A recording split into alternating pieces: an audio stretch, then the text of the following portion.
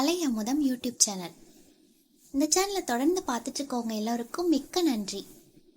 இப்போதான் புதுசாக பார்க்குறீங்க அப்படின்னா சேனலை சப்ஸ்கிரைப் பண்ணிக்கோங்க. அப்படியே பக்கத்தில் இருக்க பெல் ஐக்கானை கிளிக் பண்ணி ஆல்ரெடி செட் பண்ணிட்டீங்க அப்படின்னா நாங்கள் போடுற ஒவ்வொரு வீடியோவோட நோட்டிஃபிகேஷனும் உங்களுக்கு வந்துடும். வாங்க ஃப்ரெண்ட்ஸ், வீடியோக்குள்ளே போகலாம். குழந்தை பற்றிய கவிதை.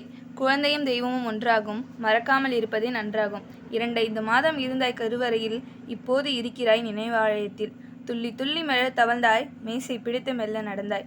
தூக்க தூக்க ஓடினாய், தூக்கமின்றி ஆடினாய். பேச்சில் சிறந்தது மழலை பேச்சு, அதை கேட்கும் போதெல்லாம் துக்கம் பறந்து போச்சு.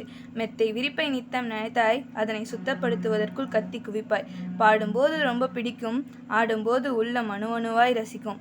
தேடி தேடி பலவற்றை கொட்டினாய், அதை கேட்டால் மழலை பேச்சால் திட்டினாய். பேச்சை கேட்க எப்போதும் ஒரு கூட்டம், அவற்றை கேட்டால் மனமகிழ்ச்சி எப்போதும் கொட்டும். துள்ளி திரிவது குழந்தை பருவம், துன்பம் அறியாதது குழந்தை பருவம். மீண்டும் வராதது குழந்தை பருவம், மீண்டும் வராதா என்று ஏங்கும் பலரது உள்ள குழந்தை கவிதை.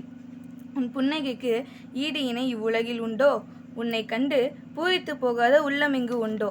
மரணத்தின் பாதையை எனக்கு காண்பித்தாய், ஆனால் ஒரு சில மணி நேரத்தில் மறுஜென்மத்தை எனக்கு நீ கொடுத்தாய். உன் பாசத்திற்கு மயங்கா பகையாளிகளும் இல்லை, உன் பேச்சுக்கு மயங்கா உறவினர்களும் இல்லை.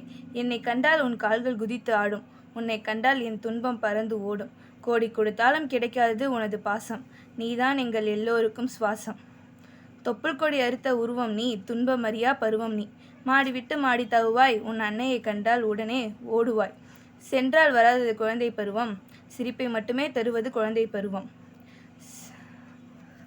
செல்வத்திற்கெல்லாம் சிறந்த செல்வம், நீ பிரிந்த பலரை இணைத்த உள்ளம். நீ கொஞ்சம் கிளியே, குறும்பின் சிகரமே. இல்லாதவர்களுக்கு குழந்தையை பெற வேண்டும், இன்பமான வாழ்வு அவர்களுக்கு இறைவன் தர வேண்டும்.